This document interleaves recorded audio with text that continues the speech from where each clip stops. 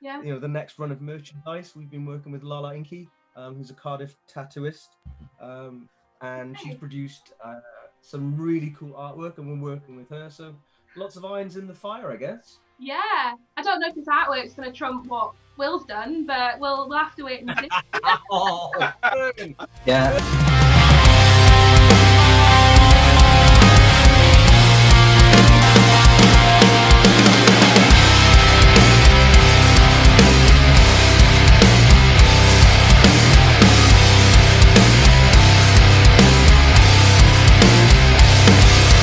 Obsessed with the reflections in shards of broken glass that surround me. My soul growing colder. Hi everyone, I'm Alex Alicia. Welcome back to my channel. Tonight I am joined by it's Black Lakes. Hello. Hello.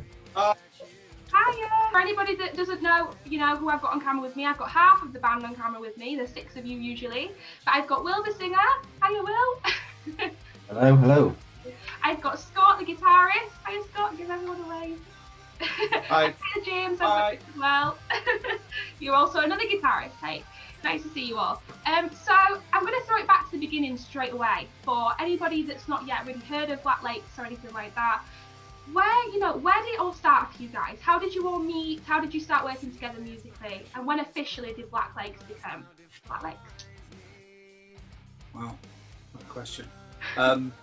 So James and I we're in a previous band, and it's the classic rock and roll tale of, oh, you doing anything? I just left another band. Do you want to do something? Yeah, okay. And then James and I have both sang in bands before, but I think if I can be as bold to talk for James, we both definitely feel like we have voices for backing vocals. So we decided, you know what, we really need to get a proper singer. You know, someone with some real. But they couldn't find one. Yeah. So we couldn't find one, so we settled on Will. No, not at all. I think Will, you tell the next bit of the tale better than I in terms of your experience of when we recruited you. Well, I got an email out of the blue. I'd sung in a band before, but hung up that years ago. And I put an advert out, looking for a band, but then forgotten about it, and basically given up hope that was something that was going to happen. And then I get an email out of the blue from James saying, "Hey, come and try out." And I emailed him back saying, "No, thank you." And I checked out the music and it was awesome, but at the time I was living further away and I didn't like the idea of having to commute for work and commute for a band. But James twisted my arm.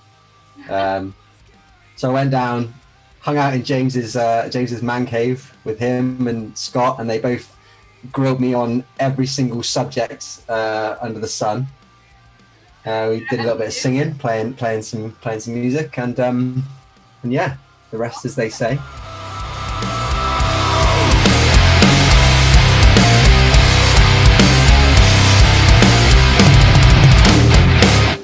So it's a really good day for you guys as well today. You've also put on social media that you have reached 10,000 views on your YouTube channel. Woo! That's all good news. How do you guys feel about that? Like, that's a cool achievement, isn't it? You know, for people to be coming and tuning in, looking at all your music videos and stuff. How does that feel? I mean, 9,999 of them are me. But aside from that, it does feel really cool.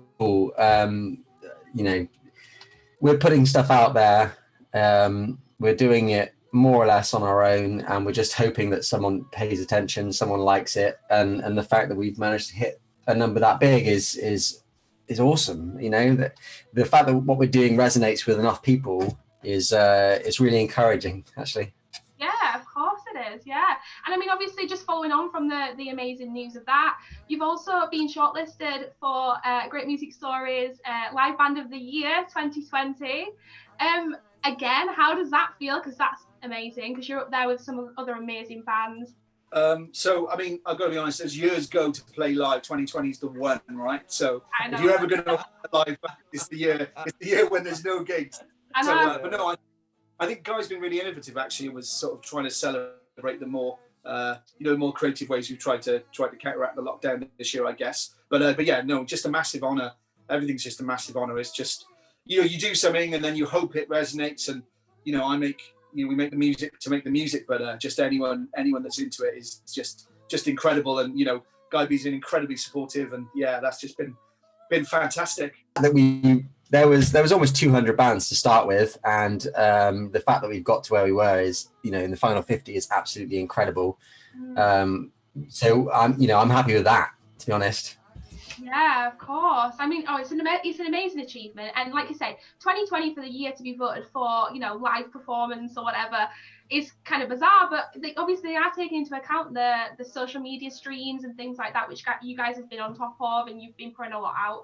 But for you guys, how challenging has 2020 been for you all as a band and as individual musicians? What's been the worst and the best thing? I want to just point out that we did play one gig this year in February at the Fleece in Bristol, and I reckon we must have just knocked it out of the park on that one gig. That's where we got our nomination from. That has to be it, right? The one gig forever. That gig. Yeah. Yeah. I think.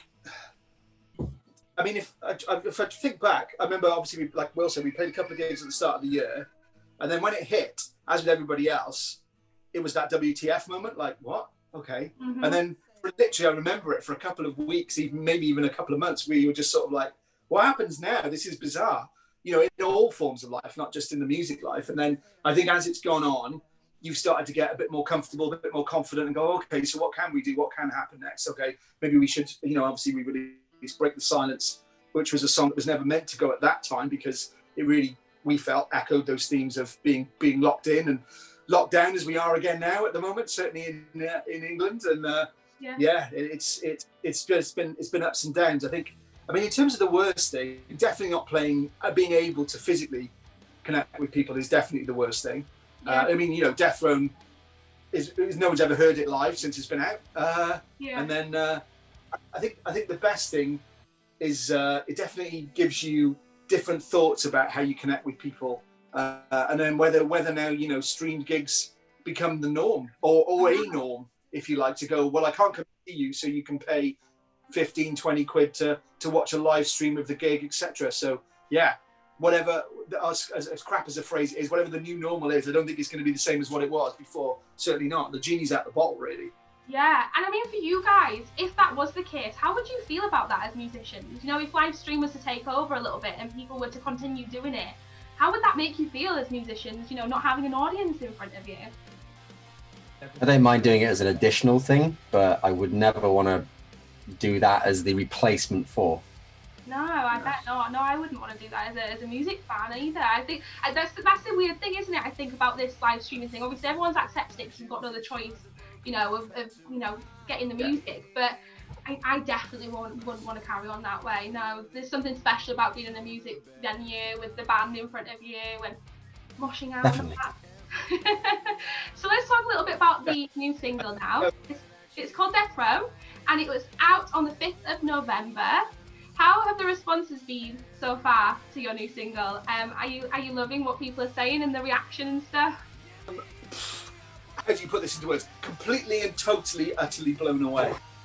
So it has been mad, absolutely mad. I mean, obviously you have faith in the music, and one of our slightly more popular songs at that point has been Dissident, and you think, well, Deathrone's similar-ish to Dissident, maybe that'll have some resonance, but yeah, it's been mind-blowing. People that you have not spoke to on your Facebook for about 1,000 years coming out of the woodwork going, oh, your band seems to be quite a big deal, what's going on, It's been mind-blowing, and then for everyone that's listened to it, everyone that's watched it on YouTube, everyone that's streamed it, everyone that's downloaded it, or anyone that it's connected with in any way, we are genuinely, massively grateful. And we will try and continue to make the music that everyone seems to want to be hearing and loving. So absolutely amazing.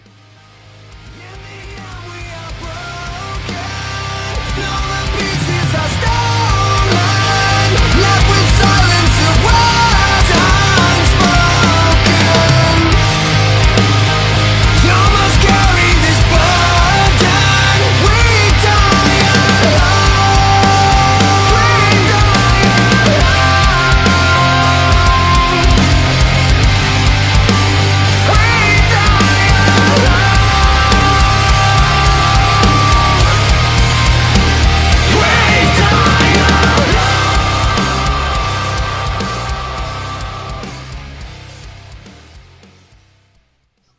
back to what Will said, we're doing this on our own, and a lot of what you see is just the top of the iceberg. You know, we put hours and hours into what you see. You know, lockdown gave us a real opportunity to stop and think and like plan and put things into action. And we've always tried to go pro or go home, you know, to do the best thing we can do at any one given time. And I'd like to think that Deathrone is the best thing visually, sonically, you know, with regards to our social media and our engagement. I think it's the peak, but there are more peaks to come. It's amazing when you get that sort of feedback from your peers and from your fans. That like Scott said, it's resonated with me. I really get this. I really like it, and I want more. It's an amazing. It fuels me definitely to want to go on and do more. You know, it fuels my passion to go further forward. And the only trouble is now we've set a benchmark. We can't go back on it. You know, our next video has to be as good as or better than Deathrone. Yeah. You know? And it's like, oh my God, how are we going to do that? Yeah, you got to outdo yourself a little bit. We'll all be underwater in the next video. It's fine. It's a nice problem to have, you know? Yeah. James and I are going to go in like strip leather. It's going to be great. It's going to be great. Looking like Judas Priest. Yeah. Hellbent. I love it. All the chains and everything. You know, you should definitely go for it. Yeah, absolutely. Of course. Yeah. And obviously, you just mentioned the music video for Deathrone. I love this video. I think it's really cool. That, you know, the girl that you've got walking down the pier and everything. Cool appearance from her. She looks great. This video, did you film during lockdown? Have you filmed it this year? Because obviously, people might look at that and go, social distancing measures or something. You know? We got really lucky. We got really lucky. We had a window opportunity to get that video shot, and we didn't even realize that was a window. We just thought, you know, we've got a time period where we can do stuff again. Let's do something. And it all came together. You know, there were legal ramifications to doing something during these times, but we were working. Everyone involved with the production on the production side was working, and they were allowed to work. We had masks and alcohol gel on set. Even the band shots, performance shots, we're pretty spaced out, but you know, we took a lot of precautions, and looking back now that we're in another lockdown, it was just insanely lucky. The day that we'd chosen to do it, we actually managed to do it. We're very, very lucky. The idea behind the video, was that always your idea, or is it, you know, have you had to like adapt to the circumstances of COVID, you know, to make it socially distanced or whatever? Well, Yeah, it's both really. Sorry, James, if you're going to... I was going to say, we started off with with photo shoots around our area, and someone came up with the idea of, well, you know, we've got this location here, why don't we use it? So like I said, I'm good with talking to people, and I managed to wangle our way in to this location and get the set for free. And gotta thank the people for that. And it was just the right place at the right time, and Will's contacts and the band's contacts just seemed to pull together and bring, you know, underwater cameramen, underwater safety guys, you know, drone operators, model. It just, everything happened at the right place at the right time. It was really fortunate. And what came off was fantastic, I think. I think so as well. What have you got there, Will? You're going to show us something? I was just going to say, you're asking if the storyline had been adapted because of COVID, and I just thought, you know what? I'll grab my original storyboards to prove that the storyline is intact. And before I show these, I'll qualify them by saying that I am not an artist. And when I first showed the guys my story, and I edited it and put it to the song, they were more interested in how fucking hilarious they thought it was, and not not actually the story. But if I just give you some demonstrations of the quality of my work, so there's the band, and we're all playing there on the pier. Right, where we got some close up. There's Daphne. He's rocking out on his drums. Oh, nice! Check him out. We got Charlotte walking along the pier. Yeah. And jumping into the water. Look, there she is, turning around. Woo. Arms going up. See, the whole story's there, and we didn't have to adapt anything, thankfully. Will's next artwork is going on the front of the album. We're going to be taking some. Yeah, we're going to be taking some of those stick men. It's going to be front and center on the Black Lakes album, definitely. I would. It should be a new gig photo. Next time first live gig back, gig poster. Definitely that's I'm one of you all. That's a great idea. There's me. You see the resemblance? Look at Will's little self-portrait there. I love it. What about influences musically for your band, and the kind of direction that you're wanting to go in? Because I mentioned that you are an alt metal rock band, so there's a mix of genres there. And your single "Break the Silence," it's got definitely an Ask Alexandria vibe to it that I can hear anyway. It reminds me of some of the new Ask Alexandria stuff. Breaking through the silence, trapped in our own hell, stranded as the time runs out to save us from ourselves. Watching the last sun fall. Is that a band that you would? I mean, I know Scott. I can see you like, ooh, I don't know about that. So, who influences you as a band? Yeah, I mean, it's only reacted that way because I've not heard that comparison before. So that's really, really flattering. Yeah, I'm a massive fan of. I think this is one of the more recent ones, "Alone in the Room." I mean, obviously, I'm aware of the older stuff as well. I don't think we've ever sat down to go, let's deliberately sound like Asking. But yeah, I mean, certainly that sound of heavy but melodic, it's definitely in there. I mean, Crumbs, there's so many different things coming in. I mean, I can only talk for myself. I suppose I'm a massive Nine Inch Nails fan. I'm a massive of Mice and Men fan. I'm a massive Breaking Benjamin fan, and certainly for me, all of those things tend to chuck themselves around in sort of what I'm doing. Yeah. And then again, I think for the other guys, I can speak for them, but I won't. So, James and Will, what do you think goes into the melting pot that becomes a Black Lake song? Go on, quiet, James. Do we say about the three-way? Are we gonna? You need to qualify that now because you just said three-way, and it's going to sound awful if you don't. The three-way shit filter. Come on. We got something called a three-way shit filter, and it is a process we put ideas through, whether it be a riff or a drum beat or a melody, and it goes to Will and Scott and me, and if it passes the three-way shit filter, then it's good. If it hits our sort of, if it piques our interest, then it happens, and it has to be pretty special for it to get past all three of us.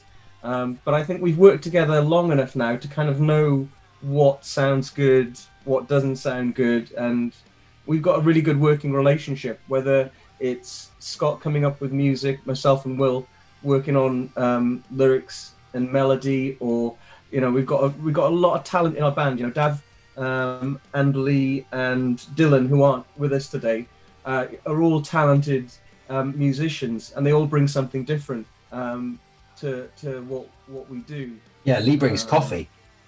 Yeah. This is true, but I think at the sort of at the head of the spear, we're sort of driving it in a direction that we like.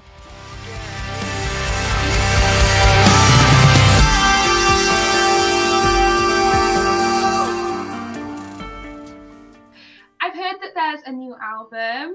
Can you talk to us about what's coming out next year? And will the new music, can you talk about the new music kind of themes or whatever, but will the new music, do you think musically reflect the music that you brought out on the first EP? Because it's been received really well. So would you want to change up too much, or where you kind of planning on going with it? I mean, we have more music already in the can. I mean, the album should have been out, this year. Yeah. but we are where we are. I think a lot of what you've heard is a good example of what to expect. There's a sort of broad range of different approaches throughout the album. I mean, COVID, if it's given us one thing, it's given us a lot more time to argue over the final track listing, because there are songs on there that one day everyone's like, yeah, that's definitely, and then the next day everyone's like, no, not that one. And it's also given us time to come up with new songs, which when we first decided, right, here is the album, those songs didn't exist, and possibly they now reflect us as a band more than what we initially decided would be the track list. So there is something in there about, you know, a blessing in what's happened for the maturity of the band. Anyway. Yeah, of course. I think we'll stay true to the core. You know, we're always going to be at times melodic and at times heavy. And, you know, there are certain songs that we're considering going on there that are heavy, like Straight Out. And, you know, and there are certain songs on there we're considering going on there that are, you know, this is just a really melodic, cool end of album type track. And so it'd be great if you can come along and mediate while we have these massive ding dongs about what's gonna make the final cut. But like Will said, you know, we got massive materials which we're looking forward to sharing with people. I mean, our drummer has sent me probably, and those guys, 7 new demos this week. Yeah. So we are, it's just one of those magic periods where everyone's unbelievably prolific. You know, I've got stacks of songs done, ready and waiting. So yeah, it's just all about which gets on album 1, and we'll have to album 2 and 3 are sorted. Yeah, exactly. Yeah. So obviously, aside from the new album that's coming out from you next year, what else have you got planned? Obviously, it may or may not be happening. No one knows or can predict at the moment what COVID's going to do.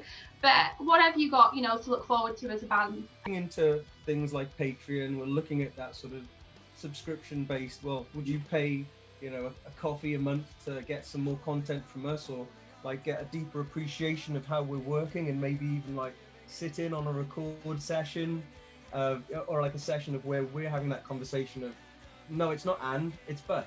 No, we can't have but, it's got to be it. You know, we take it down. Oh God, we have so many of those conversations. But we do take it about, isn't it? Yeah. We do take it down to that level, and it can be really frustrating. But it just shows the passion that we have in wanting to put out the best thing that we can do at the time. You know. Yeah. Again, the whole sort of Patreon thing, you know, would people be interested in hearing demos of where they are before they come out, you know? Because the demos are very different to, you know, how they come out after being in the studio. Yeah. So, you know, looking into that, you know, we've obviously got some more music videos that we need to plan and make happen in a COVID-safe environment. We've got artwork that we are, you know, currently working on for album, and then promo sort of like stuff, and you know, the next run of merchandise. We've been working with Lala Inky, who's a Cardiff tattooist, and she's produced some really cool artwork, and we're working with her. So lots of irons in the fire, I guess. Yeah, I don't know if this artwork's going to trump what Will's done, but we'll have to wait and see. Oh, yeah, Lala's good, but yeah. And it's Will Stickman. We've got a number of shows from this year as well that got postponed, so fingers crossed to the vaccine. And I think we've got Scottish Festival in the middle of the year, all being well. Yeah, Wildfire. Yeah, we're lucky enough to make the final of the Hard Rock Hell, Highway to Hell. Of course. And so we should be at O2 somewhere at some point next year when that gets rebooked. And we had Hogfest as well. So fingers crossed, all being well, you'll actually be able to see us in the flesh playing guitar music on a stage with other people there. Amazing. Yeah. I know. No more of this live streaming stuff. No more of this. We can see each other in person. It's been so nice. Absolutely. Yeah. And obviously you just mentioned, you know, the campaign and stuff. The GoFundMe campaign, is that still running at the moment? Can people still, you know, contribute and help you guys out? Do you want to just tell us a little bit about what you're doing with that? Because it's related to the album, isn't it? And your recording and stuff. Yeah, sure. So a lot of people don't think about the amount of money that goes in to, you know, making an album. It's insanely expensive, unfortunately. And like James was saying earlier, we all work full time. Some of us have got families, some of us are students. The money isn't flowing. So we debated long and hard about whether or not to ask people up front, you know, here's a couple of our songs. Would you be willing to pay now for an album which may not come out for a year or so? And we decided to ask people for £3,000 in total. And we genuinely thought, well, if we raised £200, that's £200 off the bill that we'll all have to split between us. And I'm just looking at, we're actually up to £1,540 of the £3,000 target, which is absolutely astounding. So we're nearly there, and we are so grateful, and also so worried that we now owe all these people an album, which they may end up hating. I know you never know, like with the goods now. If not, Will, you're gonna have to start donating your pictures or something. You know, raise a bit of cash or something. Get them sold on Facebook. No, that's amazing to hear, guys, and it's really nice to hear that obviously music fans and fans of, you know, your band and stuff are all willing to help out, because it is a stressful time for a musician. It's a stressful time for a band. So I can imagine, you know, the amount of like impact it's had on not being able to play live music and, you know, make money the normal ways that a band can, you know, survive. So it's really cool. I think it's a really good thing as well. So fair play to everybody that's been involved with that. We've been blown away, absolutely blown away by it. Incredible. It's way past the point I thought it would be. And like Will said, it's just that we'll deliver. We will deliver, hopefully. He says optimistically, yeah. www.gofundme.com/F/Black Lakes. Well done, Will. I will insert the link above. Let's all point above. It's all up there. The GoFundMe page up there. But do you guys have a motto, a saying, or a quote that you like to live your life by? Say it. James does. Do it, Scott. Say it.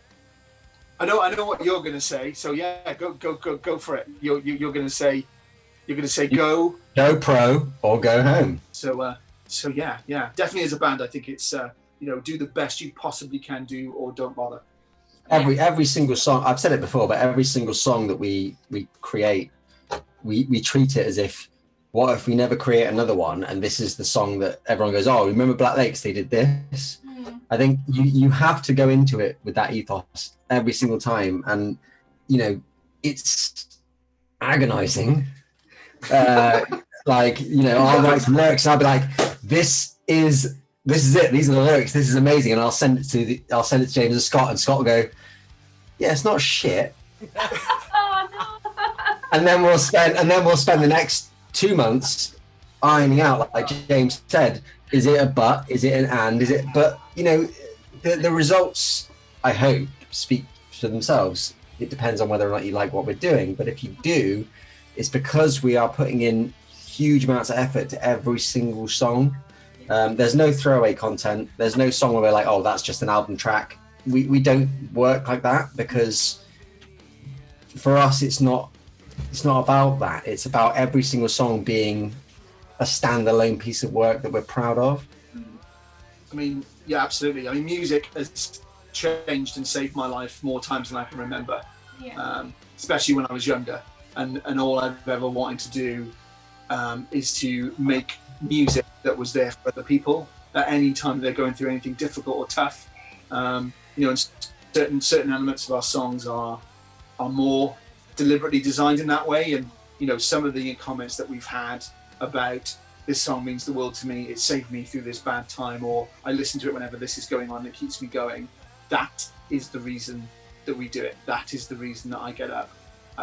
Music is the most important thing to me in the world, and it's hopefully like a tiny fraction of that giving back to the people that need that. That's like to say thank you to everyone for listening, and thank you to everyone for checking us out. And as James said, please get in touch. We won't bite. We'll answer everyone that we can. Like to talk to you. You know, talk to us about the band. Tell us what you think. And yeah, hopefully next year, album, live shows, and more from Black Lakes, all being well. Awesome. I can't wait to hear all your new stuff, guys, and to hopefully come and catch you live as well when we can all get back out again and see each other play and stuff like that. So yeah, that's everything. Thank you so much for chatting to me. It's been a pleasure to meet you all. Thank you. It's been really nice. Thank you. Here inside this cage, this never ending. Yes, thank you everyone. Thanks, Madame. Cheers. Virtual drink. Oh, James has left. And James has gone. Yeah. Hey. Cheers. Bye-bye. Bye for